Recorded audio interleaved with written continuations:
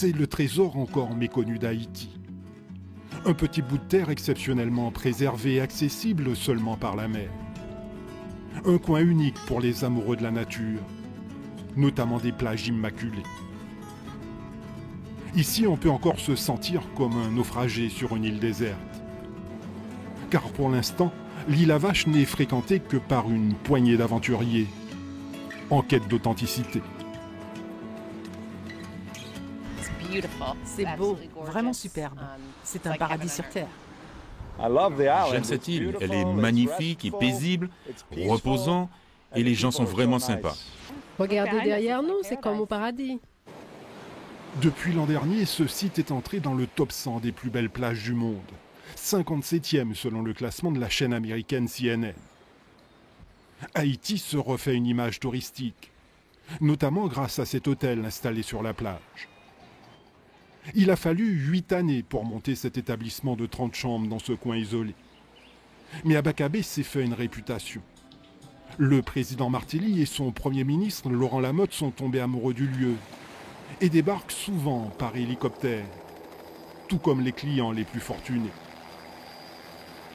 Aujourd'hui, l'objectif, c'est de construire un aéroport sur l'île afin de faciliter l'accès. Car Abakabé est devenu une vitrine pour le pays. Le propriétaire de l'hôtel n'est pas peu fier d'ailleurs de nous montrer ce numéro du plus important magazine touristique dans le monde. Haïti, un paradis qui renaît, a titré en début d'année les versions espagnoles et russes du Condé Nast Traveler. Un dossier illustré de nombreux clichés réalisés sur l'île avec le top modèle tchèque Petra Nemcová, compagne du Premier ministre haïtien. Il y a un potentiel énorme à faire un développement à l'île à Vache. En premier lieu, ça va vraiment changer la perception des gens de l'extérieur qui ont toujours vu Haïti comme un lieu de mendiants, un lieu d'insécurité. Et je pense que ce sera un très bon début pour Haïti de ramener les touristes comme dans le temps.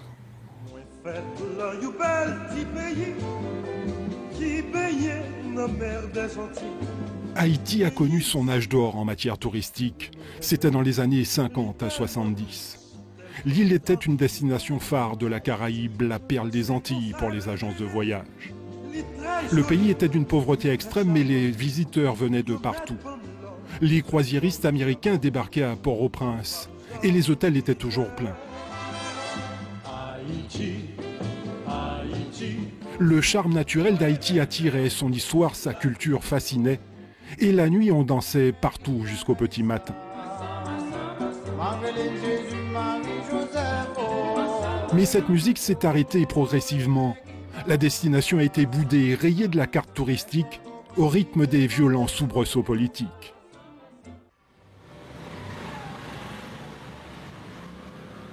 Renouer avec ce passé touristique et redorer le blason du pays.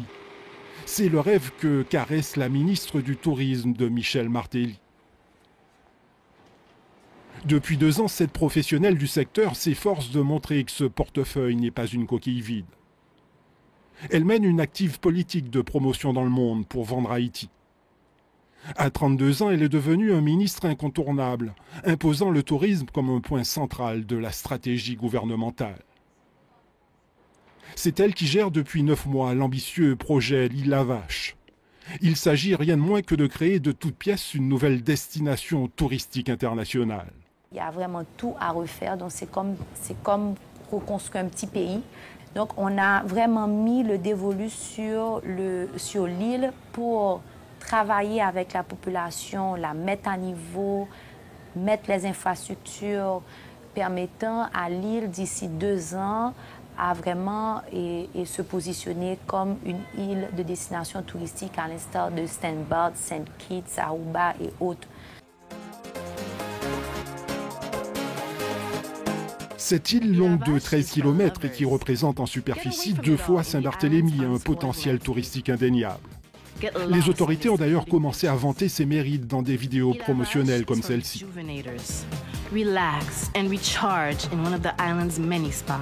Pour en faire une destination de rêve et de luxe, le gouvernement mise sur son plan d'aménagement touristique. Il prévoit la création de 2000 villas et chambres d'hôtel ainsi qu'une série d'infrastructures routières, portuaires, aéroportuaires ou électriques. Des promesses plutôt belles sur le papier. Au niveau topo, dans le programme de développement de l'île, d'abord, c'est de construire une infrastructure aéroportuaire pour permettre que les avions arrivent directement dans cette destination. Donc, elle sera à la pointe est de l'île. Il y a toute une route qui permettra de relier la pointe est à la pointe ouest. C'est là qu'il va y avoir le développement vraiment des hôtels et qui a le plus grand potentiel de plage. Il y a Madame Bernard qui va être la capitale économique de l'île. Dans une destination touristique, il faut toujours rechercher la capitale économique et la capitale touristique. Donc c'est là qu'il va y avoir le port touristique, le dragage qui a été déjà fait. C'est là qu'on va recevoir la marchandise. Ce qui est intéressant, c'est qu'on a bien équilibré, je peux dire, l'île avec un tiers protégé, un tiers en agriculture et un tiers en développement d'hôtels. Maintenant, le jour où vraiment on peut dire que la Vache va être une destination internationale, c'est le jour où on aura l'aéroport et le jour où on aura vraiment tous les hôtels. Et on s'est fixé un délai de 2 ans.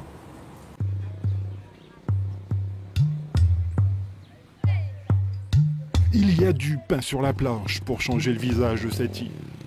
Madame Bernard, la future capitale touristique, n'est qu'une modeste bourgade dépourvue de tout équipement public.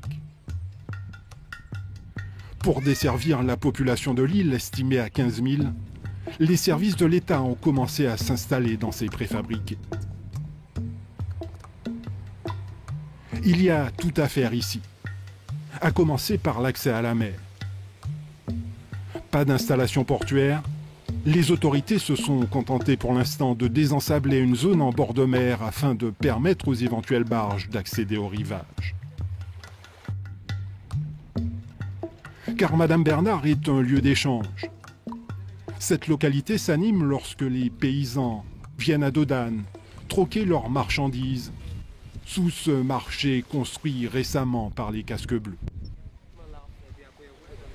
Le reste du temps, seul le moulin de la Cassaverie crée un semblant d'activité dans le village. L'île à Vache produit à profusion manioc, coco, mangue, maïs ou patates douces. La terre est généreuse, et ici on ne meurt pas de faim, même si on vit dans le dénuement. Une île paisible en fait, où vivent des gens tranquilles, mais les bouleversements annoncés suscitent des interrogations. Entendez, vous voulez faire chaîne touristique, vous voulez faire terrain golf, et vous voulez faire aéroport international, mais nous-mêmes, nous avons un problème avec eux. Parce qu'avant, pour venir faire bagage ça, il faut qu'il y ait un problème paysan avant. Il faut qu'il y ait de l'eau potable. Il faut qu'il y ait de route, l'hôpital, électricité, et puis nous l'école professionnelle. L'accès à l'eau potable reste le plus grand problème des habitants de l'île. Car ici, on boit la plupart du temps une eau impropre à la consommation. Malgré son apparence claire et limpide, cette eau qui coule de cette pompe installée par une institution religieuse présente des risques pour la santé. C'est l'enterre, il sortit son tuyau qui la donne et l'eau pas potable. Parce que de l'eau potable, c'est le que l'eau installé des artésiens et au profond de 1 centaine de pieds, ça est capable un peu plus potable. C'est ça. Tout le monde peut boire? Oui, tout le monde boit parce que dans les îles là, façon île à produit, c'est quantité en pile pompe. On qui est installé comme ça.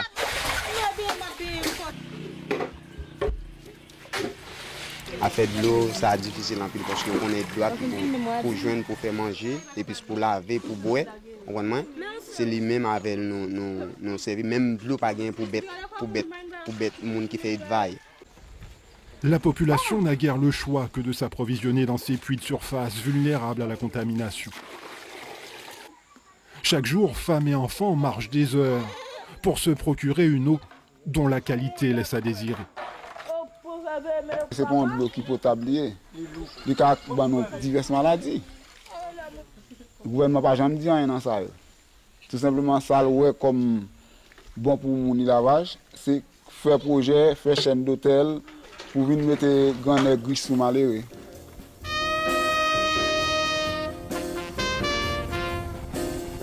Sur cette île sans voiture, nous empruntons à bord de mototaxi l'unique route que le gouvernement vient de construire et qui permet de rejoindre le site du futur aéroport.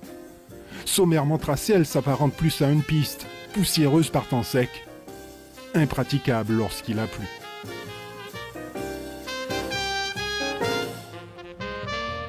C'est ce chemin en tout cas qui a cristallisé les premières récriminations contre le projet. Les tracteurs de l'entreprise dominicaine en charge de sa construction sont passés en force dans les jardins. Les paysans ne décolèrent pas. En témoignent ces barrages improvisés. Il y a des cocoyers, ils ont coupé, ils ont crasé pieds bois, il y a des gens qui peuvent mettre 50 pieds cocoyers, 50 pieds cocoyers, jardin, il y a des paquets de jardin crasés, mais pas en route. Moun sa kounya là et la pauvreté parce que cocoye c'est une ressource naturelle pour moun a besoin d'argent il a créé cocoye pour retirer l'école kay mande dans route là mais kounya là c'est route moi kay moi écrasé vous voyez ça est-ce que ça c'est route alors route ça c'est route pour machine faite on t'a aimé route faite mais ça c'est une crasaille qui fait pas une route li et pas route li est-ce que ou c'est route bon sous t'a fait photo ça est-ce que c'est route ça pas gain route non. À cette situation de tension s'est ajouté un climat de crainte lié à la publication d'un arrêté présidentiel déclarant l'ensemble de l'île zone de développement touristique. Ici, notamment sur ces terres qui bordent le littoral, les riverains ont eu vent que la construction d'un golfe était envisagée. De quoi alimenter la peur de l'expropriation et du déplacement de population. Une fois que vous faites un golfe, et là, vous faites un golfe, nous ne pouvons pas vivre la mer encore. Qui côté nous vivre? Qui côté nous vivre? Pas côté nous vivre encore, non? Terrain golf, c'est un magasin que vous n'avez pas l'argent pour aller visiter, vous n'avez pas l'argent pour rentrer là-dedans. Mais si vous retirez tout, vous retirez vie nous, c'est vie nous. Si vous ici à vivre, vie nous retirez. Vous proposez 12 plages pour que vous preniez sans que vous pas dédommager personne. Yo sorti un arrêté qui est sorti 10 mai l'année dernière qui dit que Mouni Lavage pas possède de terre. Ça veut dire que yo dépossédé de tout ça au gain. Le gouvernement il a fait un gaffe parce que les pas vient parler avec la population au commencement projet. Et puis c'est là en pile moun yo te vinn penser que yo pral mettre au dehors, yo pral vinn prendre ça pour céder terrain yo. Et on connaît les paysans les très sensibles pour le terrain. Et puis en fait, le gouvernement est venu après pour dire moun yo mette tirer personne à gagner la cailloua parce que yo pas décidé de prendre bien moun ni jusqu'à présent il faut qu'on déplace personne moun. Nous voici à l'est de l'île, dans une zone inhabitée où doit sortir de terre l'aérogare et la piste d'atterrissage. C'est la clé de voûte du projet touristique du gouvernement. Le coup d'envoi des travaux a été donné l'an dernier par le Premier ministre, avec cette amorce de terrassement. Mais depuis, rien n'a vraiment bougé. Les tracteurs et bulldozers de la société Estrella sont à l'arrêt. Cette entreprise de Saint-Domingue décroche de nombreux et juteux contrats de travaux routiers en Haïti. Elle a hérité aussi d'au moins 3 contrats de construction d'aéroports, dont celui de la ville d'Écailles, située juste en face de l'île. Construire une aérogare ici peut apparaître superflu. 1500 chambres, ce n'est pas grand-chose pour justifier un aéroport. Alors, ça coûte beaucoup, même si je sais que ça va être fait à base de charter. Et il y aura des avions en coopération avec les tours opérateurs qui vont amener des clients, comme on fait pour Punta Cana, comme on fait pour Montego Bay. Les avions sont encore bien loin de se poser à l'île à Vache. La construction des bureaux et logements destinés à accueillir l'équipe qui va construire l'aéroport peine à avancer. À en croire le chef de chantier, c'est à cause des protestations de la population. Ici, le problème que nous avons, ce sont les habitants qui parfois coupent le chemin pour empêcher la construction. Quelquefois, la police vient et met de l'ordre. Hier, ils sont venus, ils ont lancé beaucoup de pierres ici dans leur camp et sur cette maison. En début d'année, au plus fort des protestations, une première équipe d'ouvriers dominicains a dû s'enfuir de l'île, craignant pour leur vie. Pour protéger ce projet d'aéroport dont le coût est estimé entre 20 et 25 millions d'euros, le gouvernement a renforcé la présence policière sur l'île. Ça, c'est le futur poste de police pour contrôler les délinquants qui ne veulent pas que l'on termine les travaux.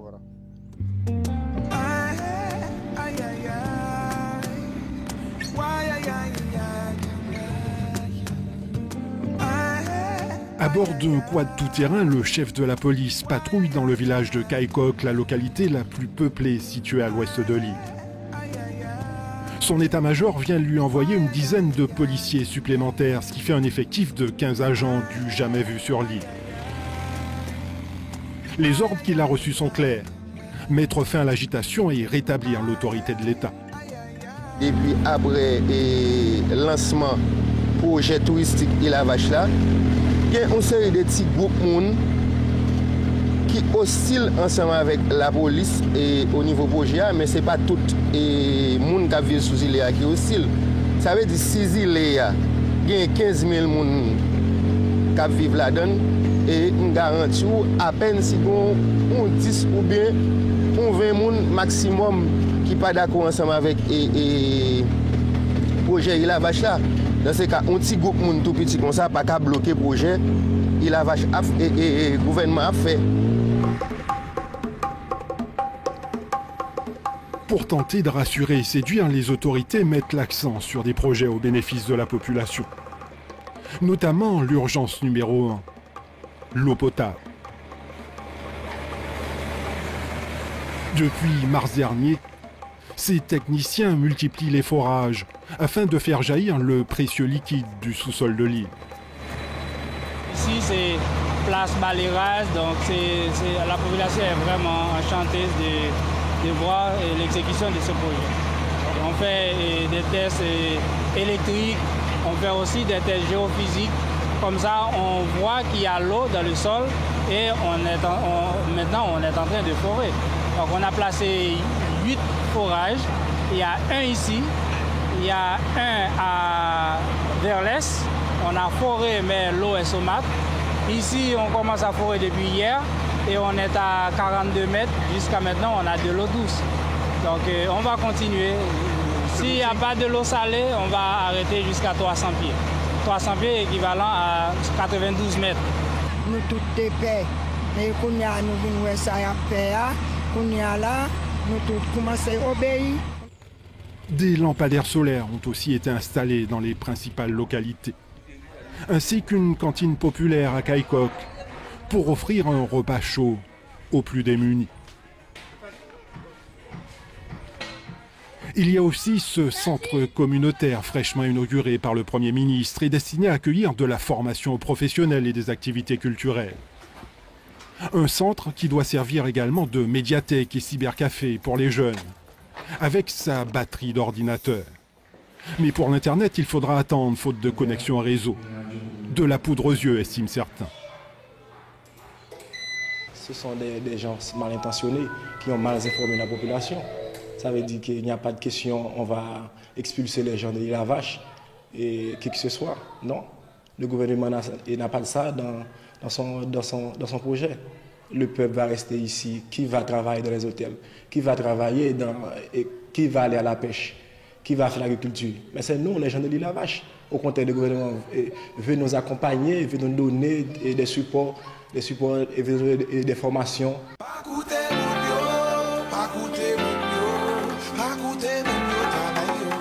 De quoi peut-être faire avaler la pilule de l'expropriation. Car il y en aura bel et bien sur le littoral, comme ici, dans cette anse occupée par un village de pêcheurs. Un hameau de 1500 habitants sélectionné comme zone de développement d'hôtels, dans le plan du ministère du Tourisme. Yo pas venu exactement pour dire nous qu'il a retiré nous, mais le document ministre là, il prouve que nous-mêmes nous pas prêter ici parce que dans le document ministre nous côté yo t'a montré nous un point rouge qui sous zone là surtout. Surtout zone là un point rouge qui dit que la pas bien monde habiter encore. Ces développements touristiques là qui vont être sur le littoral, nous allons travailler avec les habitants de ces zones pour les dédommager correctement Et on parle de quoi? On parle d'une centaine de maisons sur 2000, 3000. Donc ce n'est pas la moitié des maisons de l'île. Les autorités voudraient accélérer le pas, voir les touristes fortunés dans les transats avant la fin du quinquennat de Michel Martelly dans 2 ans. Pour vendre sa destination, le ministère du Tourisme ne mise pas que sur la formule soleil et plage, mais aussi sur l'histoire de l'île marquée par la piraterie. Cette baie a notamment servi de repère à l'un des plus célèbres corsaires de l'histoire, le capitaine Henry Morgan. Les combats qu'il a livrés ont envoyé par le fond galions, frégates et navires en tout genre aux alentours de l'île. Ces eaux seraient donc jonchées d'épaves et de trésors réels ou imaginaires, donnant à l'île à Vache un caractère mythique. C'est Morgan qui a fait l'histoire de l'île à Vache et c'est l'île à Vache qui a fait l'histoire de Morgan. Il y a beaucoup de choses ici. Donc on devrait étudier beaucoup l'histoire des pirates dans les eaux de l'île à Vache. Je crois qu'il y a beaucoup de choses. On a trouvé des épaves à la pointe de la Bakou à peu près 5 mètres l'un de l'autre. Et l'une, c'est un bateau anglais de guerre. L'autre, c'est un bateau de pirates. Combien il y a encore? Je ne sais pas. On cherche, tous les chercheurs de trésors et les archéologues sous-marins cherchent le trésor de Morgan. Ici, non loin des récifs, sur un site balayé par de forts courants sous-marins, cet expert en conservation de l'UNESCO multiplie les plongées avec une équipe d'archéologues italiens. À la demande du ministère du Tourisme, il fait l'inventaire, mesure, cartographie précisément tout ce qu'il a découvert. Des vestiges de naufrage, comme ces boulets de canon datant de près de 400 ans. Jusqu'à ce moment, on a trouvé 3 ancres, 28 canons.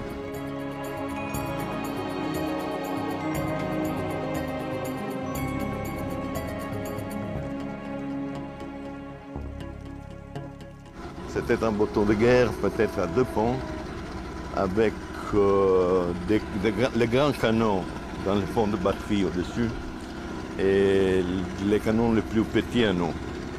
Mais il faut étudier encore. Une idée, c'est de placer quelques pièces, le mettre dans un endroit plus protégé, soit pour une plongée plus facile, soit pour une meilleure conservation des pièces. Avec l'équipe d'archéologues, nous prenons la direction de cet îlet occupé par des pêcheurs. C'est le site qui a été envisagé par le ministère du Tourisme pour ramener canons et autres vestiges du passé. Ils reposeront par le fond, sur le récif corallien afin de créer une attraction en racontant l'histoire des pirates.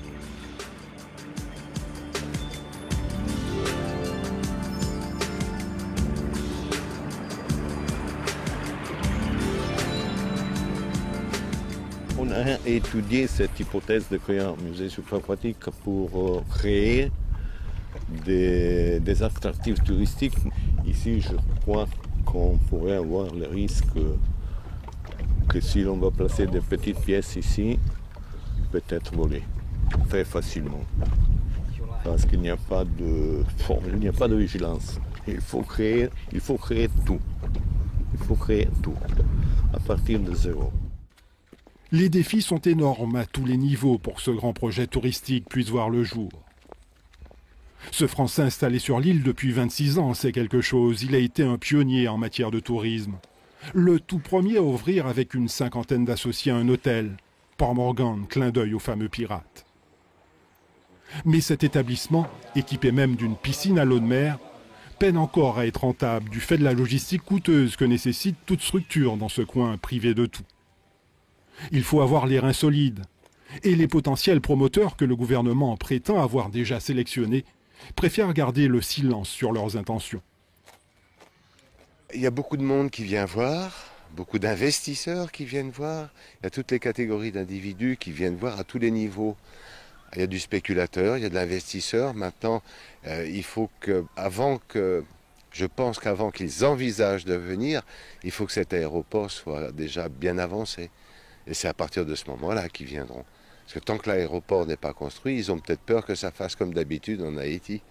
Nous sommes en pourparlers avec 2 groupes, même 3 groupes importants qui sont en train de refaire leur plan et des parcelles qu'ils ont choisies. Et à partir de là, nous allons signer les bails avec eux. Ce sont des bails de 50 ans, puisqu'on ne peut pas vendre les terrains de l'île. Même l'État n'a pas le droit de vendre. Donc ça va être des bails de 50 ans. L'île pourrait absorber des investissements publics et privés de l'ordre de 200 millions d'euros. C'est ce qui se dit au ministère du Tourisme, qui promet toute une panoplie d'avantages fiscaux ainsi qu'une main-d'œuvre bon marché aux investisseurs. De quoi bouleverser la tranquillité de cette île. Certains craignent l'arrivée d'entrepreneurs sans foi ni loi, ceux que l'on considère déjà comme les nouveaux pirates et flibustiers de l'île à Vache.